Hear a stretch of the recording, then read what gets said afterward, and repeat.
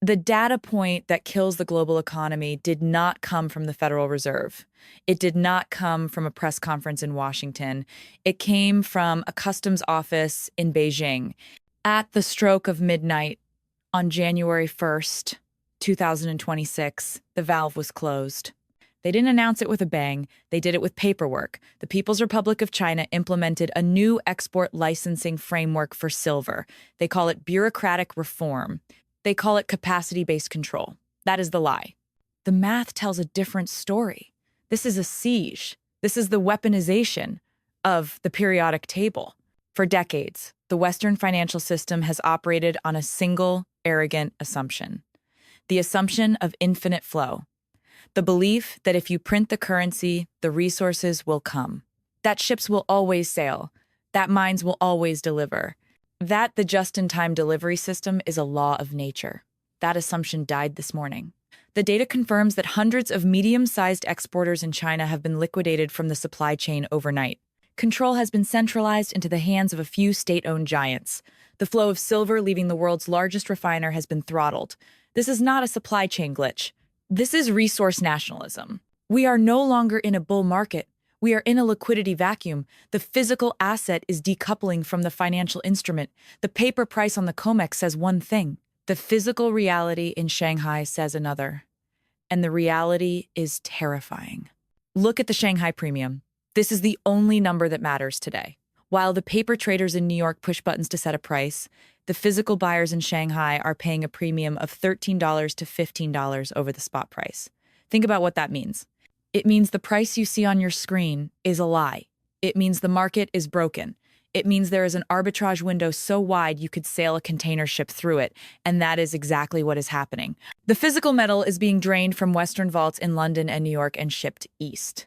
It is crossing the ocean to be melted down into kilogram bars, leaving the Western fractional reserve system forever. It is falling into a black hole. The West has the paper, the East has the metal, and when the music stops, you cannot build a solar panel out of a futures contract. You have been told that the Green New Deal is the future. You have been told that the transition to electric vehicles and renewable energy is inevitable. I am here to tell you that it is mathematically impossible. Without Chinese silver, the Green New Deal is dead. China controls 80% of the global solar panel production.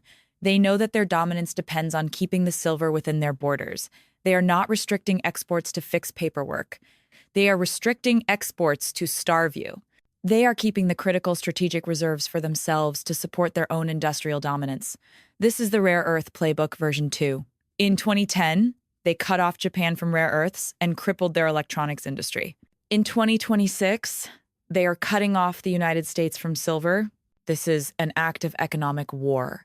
And the United States is bringing a knife to a gunfight. And actually, they are bringing a printing press to a resource war.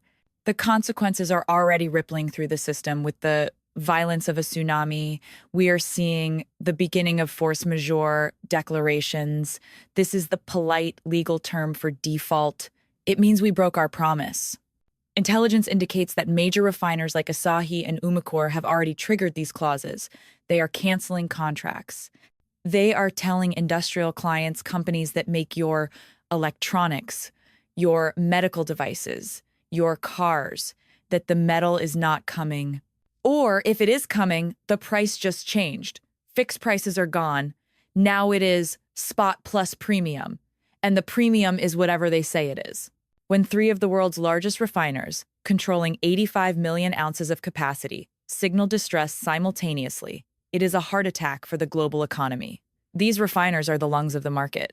If they stop breathing, the patient dies. And what is the response from the financial engineers? They change the rules of the casino. The CME Group has raised margin requirements 5 times in 9 days. They are desperate.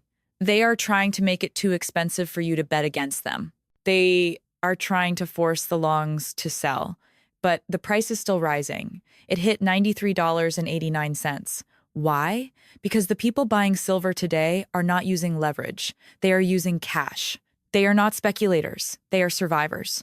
They are taking the metal out of the system. The exchange has launched a new 100-ounce contract for retail investors. Do not touch it. It is a trap. It is a cash-settled paper product designed to divert your money away from the physical metal. If you cannot hold it, you do not own it. The system is trying to hide the inflation, but the physics of the supply chain are exposing it. Look at the logistics. The Red Sea is blocked. Ships are diverting around Africa, burning 40% more fuel. A ship burns at the port of Los Angeles. Supply chains are not bending, they are breaking. Every delay, every diversion, every burnt container adds cost. This is structural inflation. They will tell you it is temporary. They will tell you it is a supply chain issue. They are lying. It is the devaluation of your labor.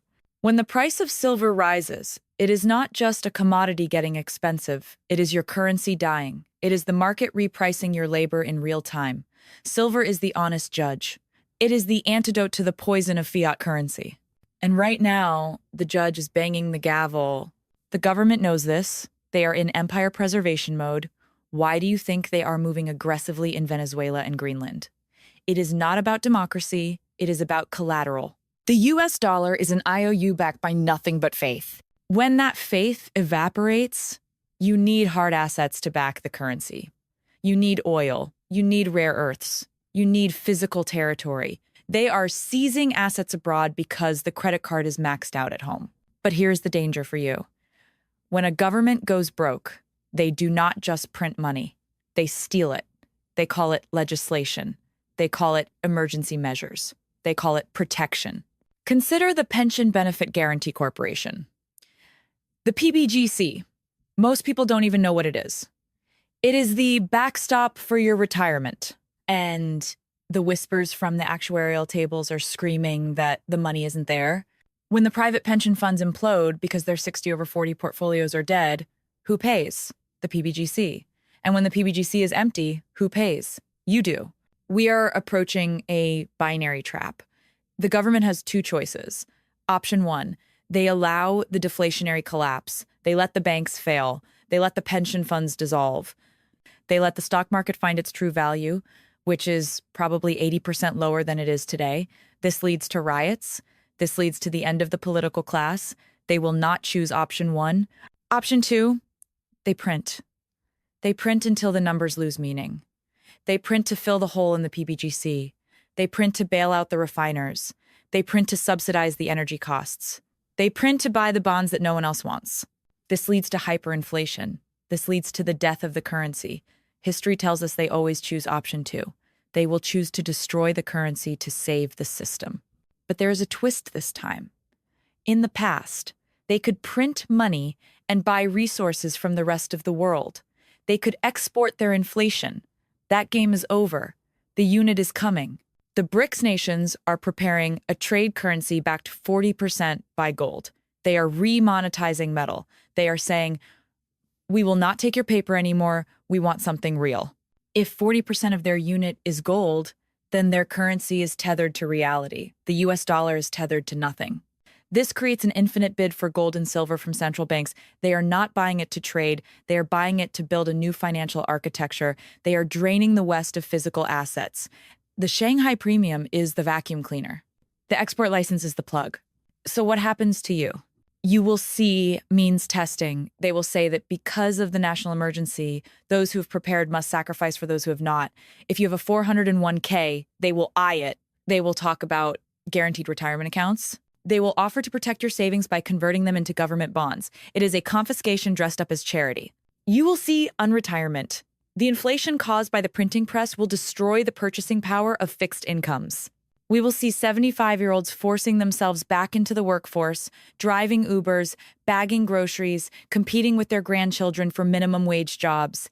This is the generational war. The social contract is broken.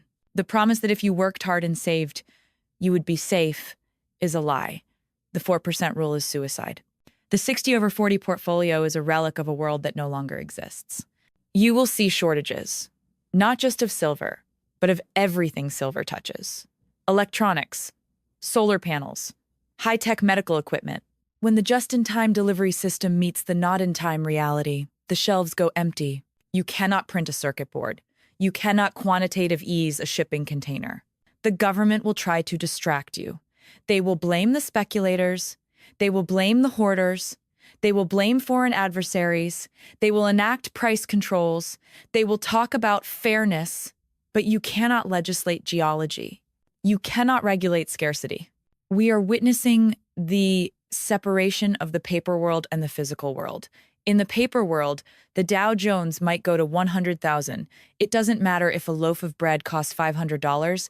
In the physical world, the things you need to survive, energy, food, shelter, tools are becoming unobtainium. The mining stocks are flashing warnings. The companies are digging, but the ground is fighting back. Mines are collapsing in Chile. Operations are stalled in Peru. The easy silver is gone. We are digging deeper for lower grades at higher costs.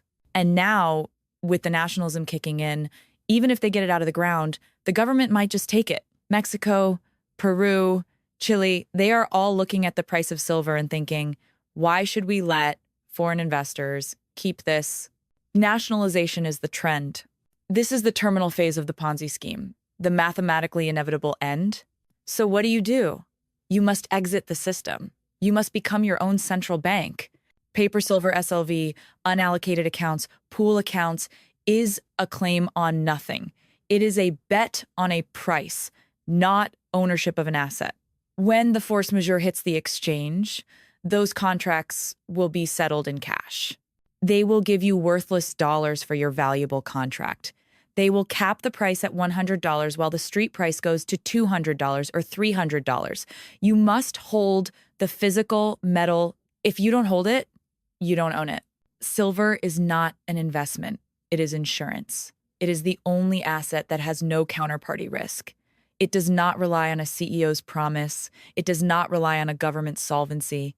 It does not rely on the electrical grid. It is simply an element. It is atomic number 47. It is truth. The window is closing. The premiums are rising. The arbitrage is draining the vaults. The export bans are tightening. The timeline is accelerating. The smart money is already leaving the theater. They are panic selling their fiat to buy hard assets. The government has failed you. The banks have failed you. The supply chain is failing you. But you do not have to fail your family. You can opt out. You can trade the confetti for the concrete. You can trade the promise for the provable. Do not listen to the TV. Do not listen to the official inflation numbers. Look at the Shanghai premium. Look at the force majeure notices. Look at the physics of the collapse. The bathtub is draining and the faucet is dry. Do not despair. Prepare. You are the safety.